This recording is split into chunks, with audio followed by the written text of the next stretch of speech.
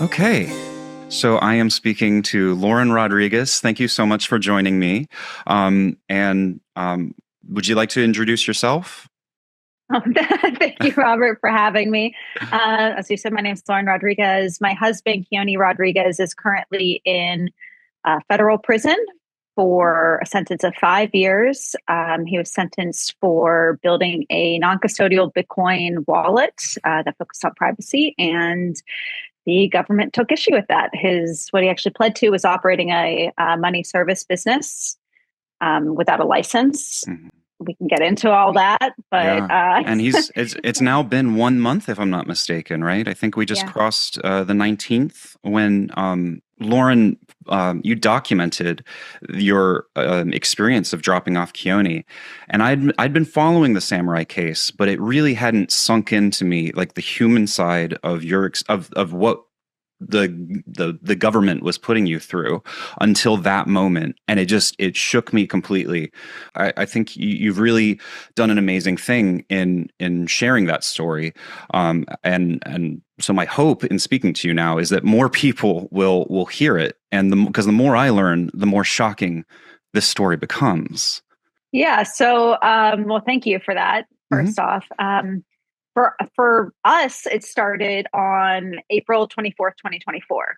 So previous to this, Keone and Bill, they started Samurai Wallet in around 2015 and developed it for almost 10 years. You could download it from Google Play, from some other sources, some other Bitcoin wallets that implemented their features, and had a really strong community who really valued what they were putting out there. So April 24th, 2024, we were raided pre-dawn FBI HRT units with an MRAP, and called us outside on the loudspeakers. Yeah. Still And this dark was outside. this was at 5 a.m., if I'm not Yeah. mistaken. Yeah. So Okay. still in our, we were woken up Yeah. by our dog Yeah. barking outside. And yeah, so go downstairs. You're just listening, go downstairs in pajamas, have laser sights on our chest. Yeah. The guys, the HRT units and tactical gear with night vision goggles.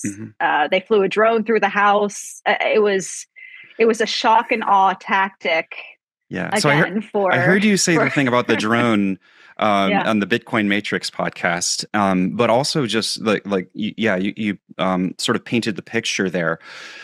Did at any point they give you an explanation as to why 5 a.m.? Like, is this like the process is the punishment kind of thing, or what do you think?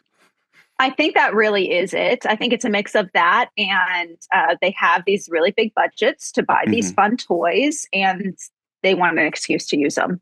So I Oh, think it's kind wow. of a mix of the two. Yeah. Um, Kind of on a weird aside, I have a cousin. So when they bring in these units, they don't bring Hmm. them from your local community because there's a chance you might know them, and they might not want to do this if they if Hmm. they know your Yeah, neighbor. as I That's understand it, kind the of a mayor tactic. of your hometown is very much on your side and has been advocating for you, if I'm not mistaken. Yeah, Kath, she's wonderful. Hmm. Really could not be more blessed with kind of our community here. That's It great. is a small community, but they've been nothing but supportive. But so I have a weird interaction where I have a cousin who trains jujitsu. I can't say that word, but does that and happens to train with the HRT unit, which is the hostage rescue something else unit of the Mm, FBI, who were actually the guys who raided our house. mm, And so he asked them, like, "Hey, why'd you do this to my cousin's house?" And hmm. they said it's because we had a large dog and we have on one of the doors we have a ring camera that's actually doesn't even work. It's from the previous owners of the house, so that's the reason. So anyone out there, if you have a dog and a ring camera, you too could be Right. raided pre-dawn raid by the FBI. Famously, like Hal Finney, he experienced swatting, right? Like Mm. this is a tactic that has been used to sort of aggress upon people, and in a way, it just feels like what this isn't a hostage situation. This is even if you took seriously the charges that were put against Keone, which we'll get into that. Um, so I looked into the Bernie Madoff case to see, like, did they do that for him? And it was like, no, like two FBI agents like knocked on the door.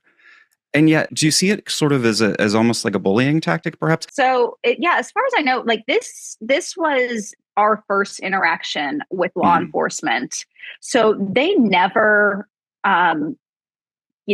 wrote and contacted our attorneys or contacted either Keone or Bill and said, "Hey, what are you doing?" Or, "Hey, we think this criminal maybe used your software. Can you help us out?" Like nothing. Yeah. Nothing until the raid. And yeah, they're not right. JP Morgan Chase, like all these banks that are getting in trouble for knowingly money laundering for, Epstein and stuff. Like they have proof that they knowingly knew that this was criminal money going through their KYC software. And no, they get contacted through their lawyers and, told you need to don't destroy evidence and you need to come and explain yourself and answer our questions. And they didn't do any of that. And I don't know if it was, right, this was all started under Biden's regime and his administration, I should say.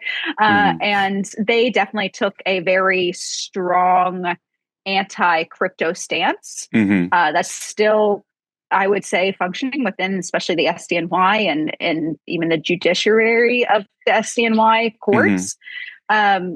So I think it really was a warning to not just us as the targets of it, but to the industry and even further to other privacy developers who might be working on privacy apps for communication or various things that this is something that they're going to come down hard. So you better think twice before working on it. Yeah.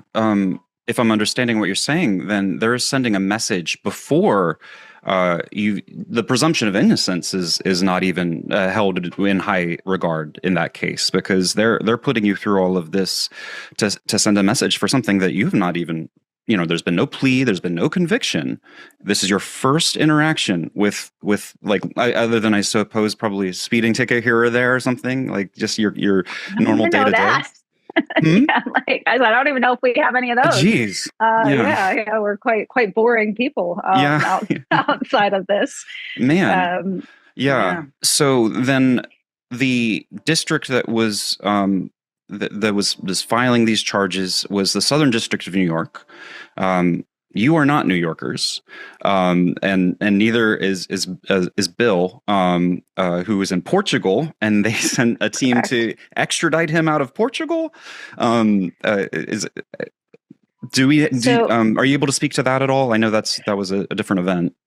Yeah. So, but it was a coordinated raid, which was interesting. So not only did they do the pre-dawn raid here, they coordinated and flew agents. So they flew agents from all across the country to at the same Western time. Pennsylvania. Yeah. And at the same exact time.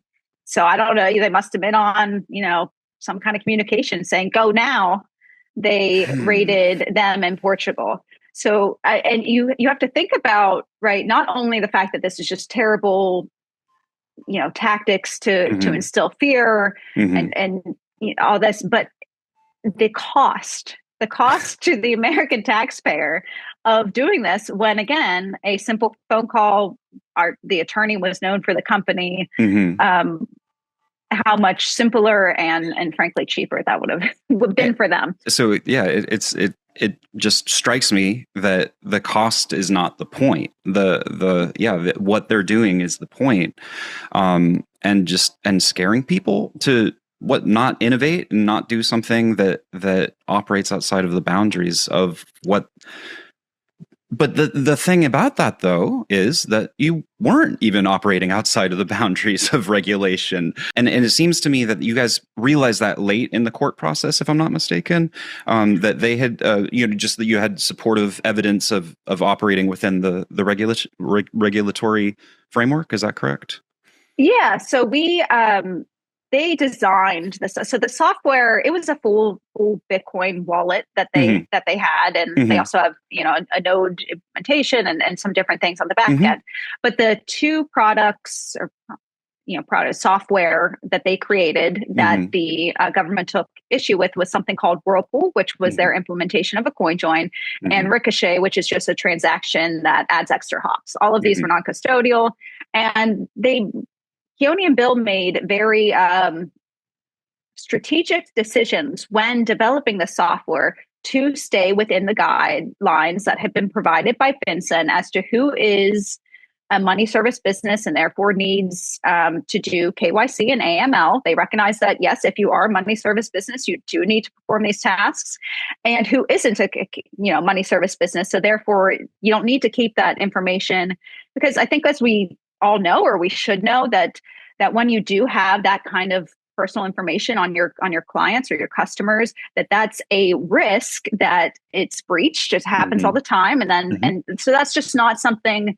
They weren't trying to skirt the laws to skirt the laws. They were trying to Mm-hmm. follow the laws and build their software in a way that they wouldn't need to take this information and therefore put their customers or their users at risk.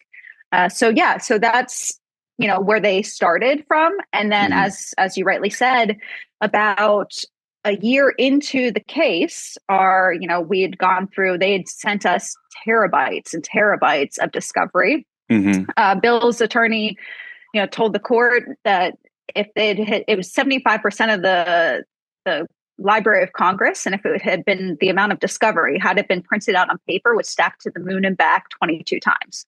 So they sent us everything except what our lawyers then said, wrote the prosecutors and said, hey, have you had any communications with FinCEN, the regulating body, as Mm-hmm. to Samurai Wallet? And Mm-hmm. they wrote back, oh, yes, in fact, we did. Here's our communication. We talked to them 6 months before the indictment. Mm-hmm. And what they said was that, no, we don't think they would require a license because they don't take custody of users' funds. Simple as. And that's the guidelines that the whole industry was following. Right. And apparently correctly so. So you have this stack to the moon of paperwork. So tell me about the house arrest, because you I think, for me at least, I assumed that this was all going to blow over because it was so ridiculous. What was the mechanisms? Did he have like a thing on his leg? There's multiple levels. When we were arrested, when he was arrested, Mm-hmm. when our house was raided, he was arrested. He was taken to Pittsburgh and seen by a Pittsburgh federal magistrate. Mm-hmm. And she released him on I think it was a 100,000, 10,000, 100,000, something like that.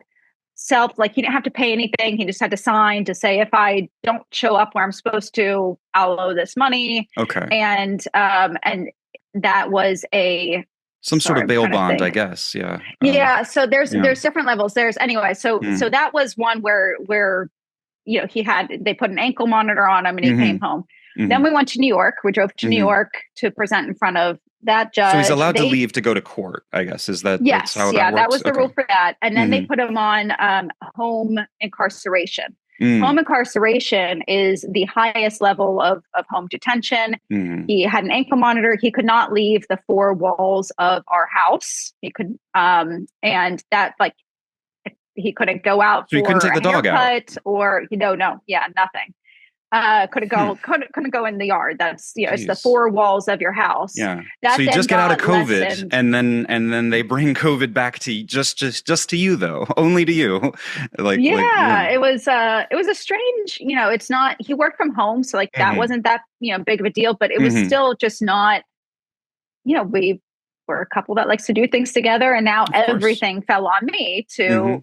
It's if we ran out of an ingredient while I'm cooking dinner, I have to stop cooking and then go get that ingredient as opposed to just say, hey, go pick this up. Right. So that was that for a while. Then they lessened it back to home. I think maybe it's called detention. And that's where you're allowed out of the house for 4 hours per week, but you have to submit your schedule of where you're going to be and why you need to leave the house a week beforehand.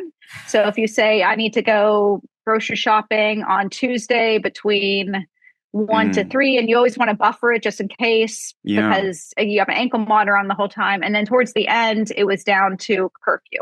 Okay. And so curfew was originally, I believe it was originally set 8 a.m. to 8 p.m. And we asked them to, hey, can you go up earlier because we're up early and yeah. Mm-hmm. So that was just kind of a funny. So that was the last thing, and then he was until self-surrendering Mm-hmm. to prison, which I think a lot of people don't realize Yeah. that that is a thing. That if you are out on bond, Mm-hmm. you do most people do drive themselves to the prison, and it's a really strange occurrence. So yeah, and again, like, so before you've ever had any pleas or anything, that's when, you know, the spotlights and the lasers and the drones come in. But then when he has to serve a sentence, it's like, oh, you can take him, you know, whatever. He'll show up and he's just so like the asymmetry there is so strange. It's so strange to me. Did that strike you at all? I know that you spoke about your reaction of wanting to reach out to him and you had to wait. Um, just what was it like to go through that? It was strange. I didn't actually put together the two until you just said that about the the hostility of them coming to the house, and then Hmm. just yeah, when you're going to be locked in a cage for 5 years, they Hmm. let you take yourself. I Hmm. guess maybe that's why some people they aren't allowed to do that, because they do think that they're going to run, but Right. they realized that he wasn't going to at this point. But taking him to prison, it was it was a so from our house to the prison, and in a lot of ways, it's a very good thing. We're about an hour and a half, hour, Hmm. 45 minutes away from the prison. So, that means I do get to visit him a lot, which is great. But driving down, it's like a long time and not enough time at the same time to be, Hmm. knowing that we're going to be separated. Hmm. Even though we do have phone calls and I can go visit, Hmm. it's still, you're constantly monitored. Hmm. When we go to visitation, you're sitting in these little plastic chairs across from each other. And, Hmm. and thankfully it's not like in the movies where there's like a glass thing in between you. You're there in person, but it's such an alien, Hmm. um, situation to be in with your husband. Yeah. Yeah. So it was hard. It was hard Hmm. dropping him off, and at the same time being hopeful that it won't Hmm. be for very long, but knowing Yeah. that it could be for 5 years. That's what the sentence is. Yeah. 5 years. And you guys have been together, is it 13, 14 years? Somewhere in that Yeah, range? somewhere in there. Okay.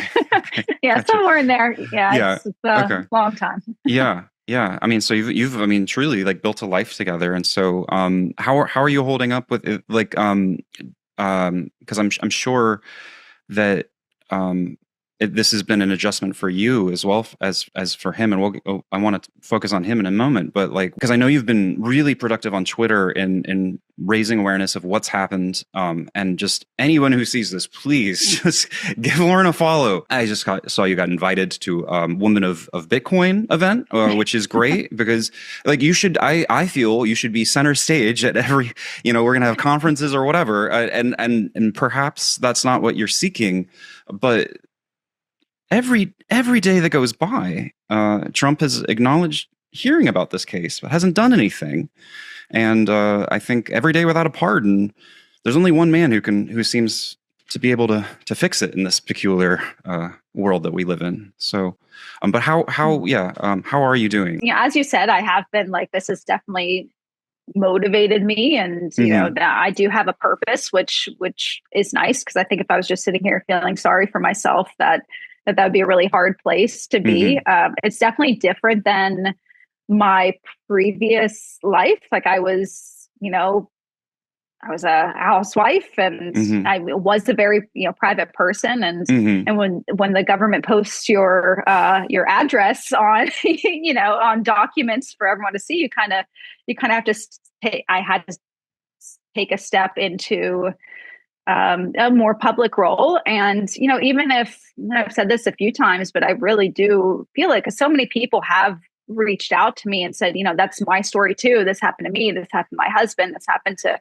someone I love. And Mm-hmm. that, so now that I am in this position, I feel like it's kind of my duty to, even if Keone would be pardoned tomorrow, to continue on to raise awareness that this is happening to people, and Yeah. yeah, Yeah. that this is the reality of Yeah. what the federal justice system Yeah. is sometimes. I'm hoping it's gotten better. Like, I think, right, we do have a president who has been weaponized. Like, the same office, the Southern District of New York, went after him as went Hmm. after us. So, like, he's someone who knows what it's like to see lies being said about you, Yeah. and so there are, right, he, as you said about to the pardon, like, I think he, once he actually maybe gets it in front of him and sees it, then he will get it, and he will. Hmm. I really do believe he will grant a pardon. I think it's a Yeah. situation where he's the president of the United States and is a very busy man, and so there's maybe that, as the news has there's been a lot going on that's Yeah. maybe taken his attention, but I hope Yeah. that there is Yeah. a chance for him to see it and to review the case. Yeah, I saw you had a very touching post about witnessing some of the other pardons that have gone through, and but you're waiting for yours, and I agree. Like I can't imagine reading about like your case and then him just blowing it off. So I feel like, but that is where I've been going a little bit hard on some of the Bitcoin community, and I won't say any names for your sake here, but I will on Twitter or X.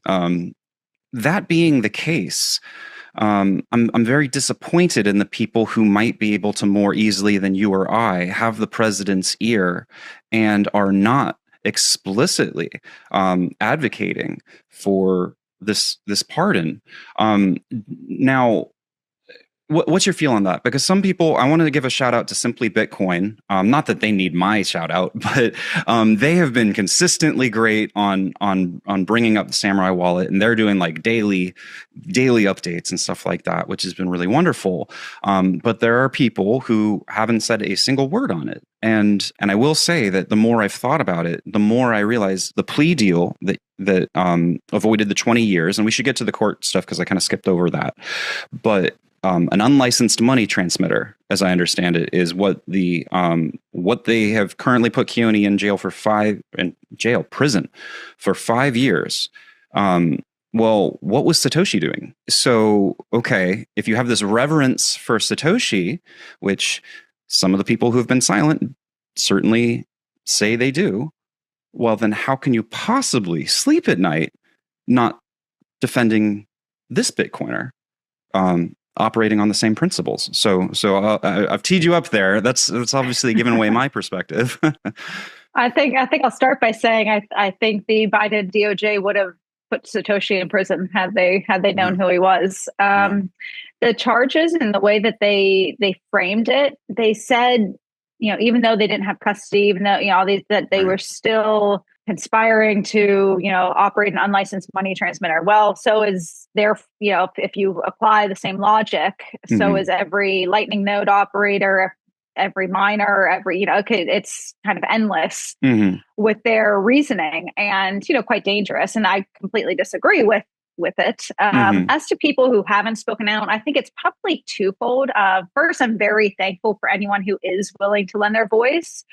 For those that don't, I think primarily it could be because the government got the result they wanted, right? They're afraid to speak out. They're afraid that they'll be targeted next. That's a very valid fear, I think. And I'm not going to fault anyone who is trying to protect their family from, and is afraid for that. Like, it definitely did stifle a lot of developers from offering their software to the U.S. at their arrest. To the extent that privacy is a shield, though, they're I feel like they call it like making a rod for your own back, right? Because you're progressively making privacy further and further away. So if you're scared, well, it's going to get scarier and scarier, right? They're like, so to me, that just makes what Keone and yourself have done so much braver. And I just view this as like a hero's journey that you're on, and I would certainly a low point, but it's villain's punishment for hero's work. Oh, So. thank you. Thank you. Yeah. I think a lot of people don't, and Keone mentioned this. He was on did a spaces with a kind of a younger Bitcoin guy. Mhm. And this, kind of brought up the fact that if you weren't around or weren't really participating in the, as financial sector kind of pre 9/11, you Mm. really don't know how much in a short time, how much privacy has been lost, Mm. specifically in finance, where you used to be able to go and open up a bank account without, you know, providing an arm and a leg pretty much. And it was there was a lot of just the world was different, right? You didn't Mhm. have to show ID for everything, and it would have been strange if someone was asking you, especially to hold up your ID and take a selfie. That would be so foreign to them, Mhm. and just there's just been a lot of it's slowly been chipping away, and will continue to until people kind of do realize, hey, this is Mhm. this is wrong, and I desire, and it's a good thing, it's a normal thing to desire privacy. We have privacy in so many aspects of our daily lives that it Mhm. would be unthinkable if everyone, if you had to wear on your chest your entire net worth and your salary and Mhm. who you give money to. And Mhm. yeah, that would be shocking, but that's what Bitcoin, as an open ledger of the blockchain, kind of is. Yeah. And so Yeah. specifically on Bitcoin, it's important for privacy, but as a whole, people, I think, need to kind of think a little bit about what information they're giving, right? If you're Mhm. giving all your information away and not paying for a product, then you are the product. And I think that's kind of been lost. Yeah. And like you said, with a ledger system, without privacy, Bitcoin, sure, that you have the scarcity aspect of it, but it becomes a CBDC with extra steps to a certain degree. Yeah. If you have to um, operate and I believe that the countries that have been the most I suppose transparent with who are in their requirements. So you have to tell us whatever Bitcoin we have. I've had the most people who have become targets based on that public information, because of course they are. Because it's like putting your gold in a transparent vault or something like that. Well, that just looks attractive to anybody who walks by, right? So, okay, so yeah, let's talk about the court case a little bit. So you're able to leave, and it's in New York. So I guess you guys have to like hotel yourself in order to make that accommodation. You're not New Yorkers. How do they have this jurisdiction? But somehow they do, because they had somebody use the tool, as I understand it, and they literally just Yep. pretend On the like, streets of Manhattan, downloaded the Samurai wallet and made a transaction somewhere in Manhattan. That was their whole jurisdiction. Yeah, that's how they claimed it. But mm, yeah, it's the premier. They call themselves the sovereign district, the Southern District of New York. They're the sovereign district. They're the premier. They do all the financial crimes, all these big cases. mhm, They think very highly of themselves. mhm, Due to that, they're one of the most expensive jurisdictions to fight a court case. I just did a quick, search and kind of said roughly, right, if you take a case to mhm. trial in the Southern District of New York, you're looking at, per defendant, for a complicated case such as ours, I think it's over 13 million. So we don't have Ludicrous. that. Yeah. Yeah, it's No, ludicrous. most people do not have that. Right. So, and the government has endless resources Yeah. to throw at you. So Yeah. it really is such a David and Goliath Hmm. situation, Hmm. fighting in this Yeah. jurisdiction. Well, it's almost worse, because it's this. They're going to use this faceless system of we represent justice, and of course there are it is comprised of people and all their small pettiness and stuff like that. Because you described, was it 3 days before you were going to start with proceedings that the judge changed? Was it 3 days before, or something like that? Yeah, it was Three, something like four.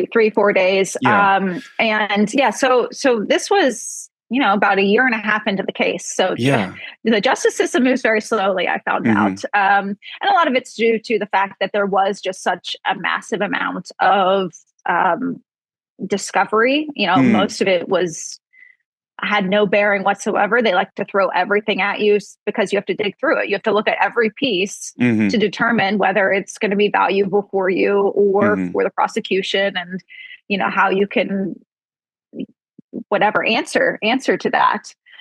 These were digital, correct? Yes, yeah, everything's digital. So were you able to use AI or anything like that to help or to assist? I think we used AI.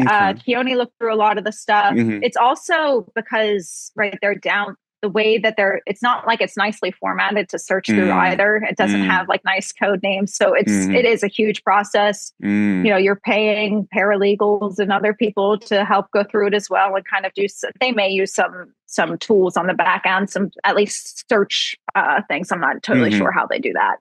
But so it's a long process. And then, we had gotten together our motion to dismiss. And what a motion to dismiss is you have to take whatever is in the indictment as fact. You're not arguing any of those facts of the indictment. But even if everything in the indictment was true, why the case should be dismissed on legal grounds. So this is completely just looking at the law, not the facts of the case. So we put together really, I think, brilliant motion to dismiss. We also had a motion we discussed earlier that they hid exculpatory evidence from us in regards to FinCEN. That's called a Brady violation.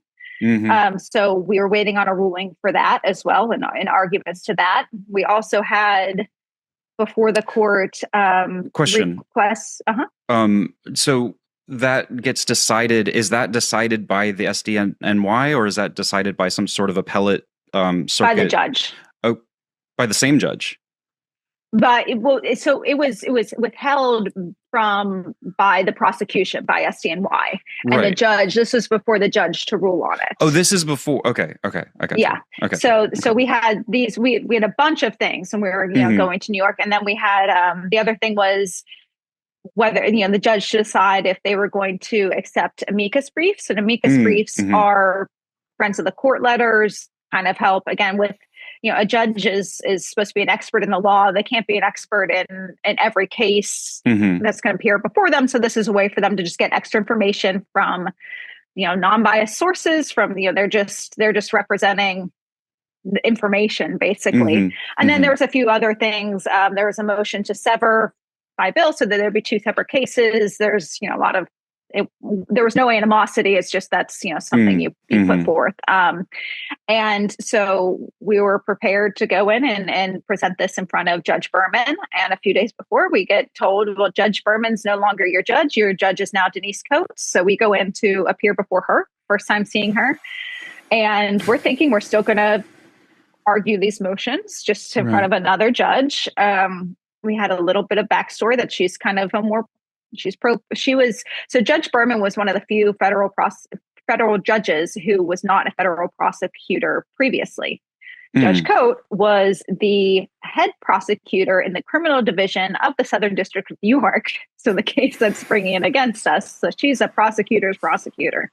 So we're like, okay, that's, but we figured, right. She's a judge. She's going to try to hold her biases back, and we went in front of her, and that was not the case. She denied every motion before her. She did not tell us why. She did not let us argue any of the motions. She just said denied and moved on. So we thought it was going to be, several hour long court day, and it was 5-10 minutes. So let's pause there, because this is fascinating to me. Because I don't know if you ever listen to Michael Malice, but he sometimes describes people having a not a true false filter, but an us them filter. And it seems to me that this judge was acting as if us them, I've decided you're them, and the truth of the case incidental at that point. Now, I might be in dangerous territory making this, but I'm talking about the psychology of an individual who literally has years of Keone's life in her hands, and to treat it so not even flippantly, almost treat it with hostility. What was that experience like? Like, what was your reaction when you're expecting to have this long, prolonged, orderly court day, and it's 10 minutes? I think we all just kind of sunk and realized that this is a bad situation, right? We Mm, were, before this point, we really, because there was no, these are conspiracy charges, and yeah, there was no intent, there was no conspiring to yeah, commit crimes. So yeah, we were, you know, almost excited to be able to go in front of a jury and say, no, these are the facts, right? This mm, is and fully expecting that they would yeah, acquit after hearing the truth. yeah, And we went back after she just dismissed all these, and the lawyers and both team. That's the other thing too, right? We have two law firms. We yeah, have a law firm representing us, and Bill had a law firm representing us, representing him, and they came. They were very in line with, this is really bad.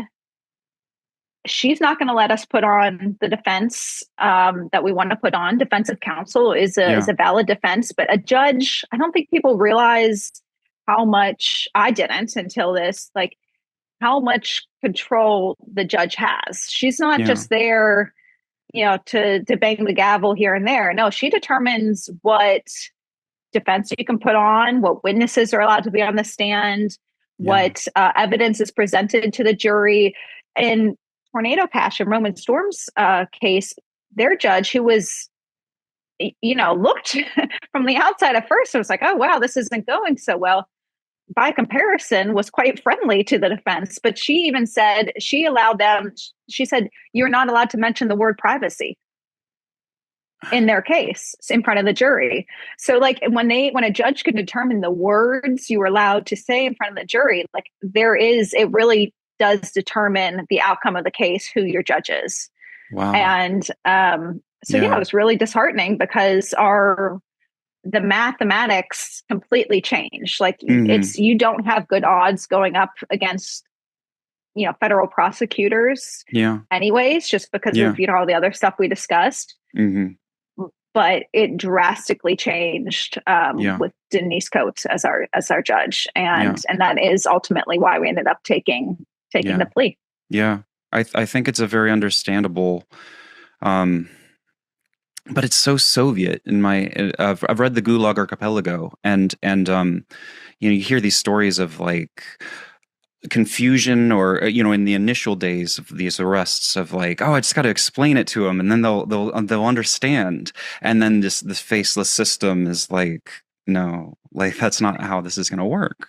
And it um even starts before that, right? So like, mm, and it was one of the Soviets, these who said, "Show me the man, and I'll show you the crime," yeah, it's and Beria. that's Hmm, definitely what it is here. Like yeah, that's yeah, anyone, and that's why people think, well, oh, they must have done, and it's almost like a protection mechanism. I think people hmm, hold yeah, that, oh, well, they must have done something wrong, or else they right, wouldn't be being targeted. It's like, no, they yeah, can find yeah, something on anyone, yeah, like that if they get you in their sights. So yeah. And so this system that was doing that, as I understand it, it seems the judge took issue with some libertarian leanings. The calculation had changed with regards to what you thought, the game being rigged. It was clear to you that a plea was the right course of action. What's that process then like? Does that, you file a motion for a change in plea or something like that, or So um, the prosecution came to us and they mm, said, the plea was, we will mm, drop the conspiracy to money launder charge if you plead to the conspiracy to operate an unlicensed money service mm, business. mm, In addition to that, you need to pay, it's just under 6.4 million, which is the entirety of the 10 years, right? So this is the other thing. That's the entirety of the profit over a business that was running for almost 10 years. And that's profit. That's not, that's everything. mm, 10 years, this is not this is clearly was not gotten into for trying to get rich from money laundering. Mm-hmm. Like that's not a great job if that's your goal. It's not a Somali that daycare wasn't their goal. here, so exactly. That's not their goal. Their goal was, privacy for normal people because they really do believe in this. But so that, and then they also they said 24 hours. You have 24 hours to decide. You both have to agree. So if one of you agree, and if one of you wants to take the deal and the other one doesn't, too bad, off the table. Wow. And what else? So 24 hours. And then if you don't agree to this, we're going for the full 25 years. We're going to beat you in court. We're going to go for the maximum sentence. In addition to that, we're going to put on hold you liable for it was $200 and some million, which is what they claim is illicit money that went through. And we never got that far to actually even check to see if those numbers were accurate, but to $240 some million. So what that means is, Bill is, I believe, 69 years old. So 25 years. If he makes it out of prison, if you have that kind of forfeiture over your head, which clearly they knew we never had that money. They knew how the software worked. He would not have ever been able to return to his wife in Portugal. He would have had to stay in the U.S. and you're pretty much permanently in Keone. For even though he would still be alive, he'd be in his 50s when he got out. You would be on permanent for the rest of your life parole. So you're never actually free with that.